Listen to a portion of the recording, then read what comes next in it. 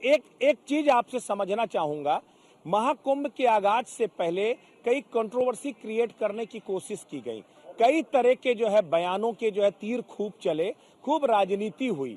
आप इस महाकुंभ में आकर के, आप मोहसिन खान है, मैं ब्रजेश श्रीवास्तव हूं, क्या आपको आकर के आप अखाड़ों पर भी जा रहे हैं, संतों सन्यासियों से भी मिल रहे हैं, भक्तों से भी मिल रहे हैं, क्या आपको किसी भी तरीके का कोई डिस्क्रिमिनेशन कहीं से नजर आया क्या? या कहते हैं जो महाकुंभ है वो समरसता की तस्वीर पेश करता है, आपको क्या क्या तस्वीर नजर आती है? क्यों ये इस तरह की कंट्रोवर्सी क्रिएट करने की कोशिश की जाती है? जरा अपने दर्शकों को समझाने की कोशिश कीजिए।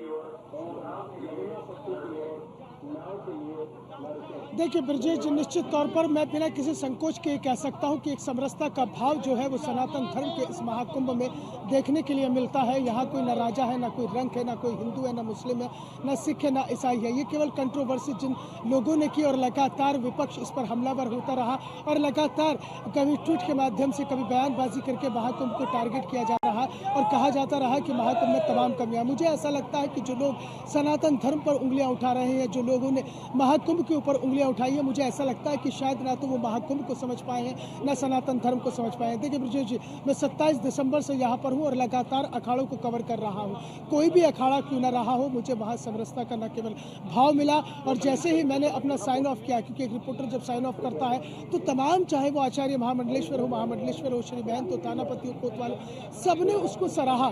और यहाँ तक कि सब लोगों ने बैठकर मुझसे बात की और मुझे बड़ा जिज्ञासा थी जानने की कि आखिरकार अखाड़ों का अस्तित्व क्या होता है। देखिए, असली रिपोर्टर वही होता है या असली इंसान वही होता है जो हर धर्म का सम्मान करे, हर धर्म की जानकारी रखे और उसे समझे कि आखिरकार की चीज़ें क्या होती हैं, और उनकी ताकि वो पूरी जानकारी होती है तो तब कहीं जाकर डिस्क्रिमिनेशन नहीं होता है। ये तभी होता है ब्रजेश जी, जब आपको सही जानकारी नहीं होती है, तभी इस तरह से डिस्क्रिमिनेशन होता है। जहाँ तक कई अखाड़ों की बात है तो मैंने तमाम मोहसिन, ये जो अखाड़ों को, चूंकि आपने अखाड़ों के संस्कृति को बेहतर तरीके से समझा है, अखाड़ों ने जिस तरीके का, वो फिर चाहे सन्यास परंपरा क्या है, सन्यास का मतलब ये है भौतिक सुखों का त्याग कर देना। सन्यास का मतलब है जो माया मोह है उसका परित्याग कर देना। सन्यास का मतलब क्या है? सन्यास का मतलब ये है कि जन कल्याण की भावना के साथ कार्य करना। ये जो अपने आप में, क्या इसमें, इस भावना में कोई डिस्क्रिमिनेशन है? इसको लेकर के क्यों कंट्रडिक्शन क्रिएट करने की कोशिश की जाती है? ये अपने आप में बड़ी बात है तो ये इसको आपने किस तरीके से समझा?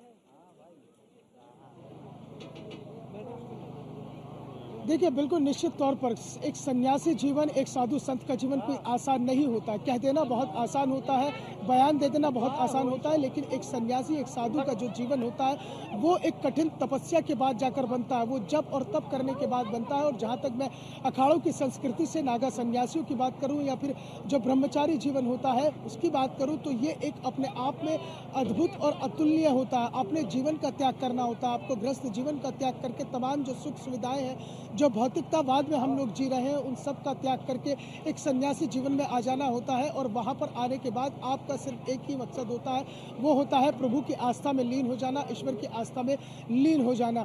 हालांकि ये भी कहा जाता है कि एक सन्यासी जीवन का मतलब ये होता है कि लोहे के चने चबाने से भी ज़्यादा मुश्किल होता है, क्योंकि हर रोज़ आपको कठोर तपस्या करनी होती है, कठिन तप करना होता है, और उसके बाद जाकर एक आप सन्यासी जीवन में प्रवेश करते हैं। इसके लिए आपको पूरी तरीके से जो है तमाम जो दीक्षा दी जाती है, उस दीक्षा को देने के बाद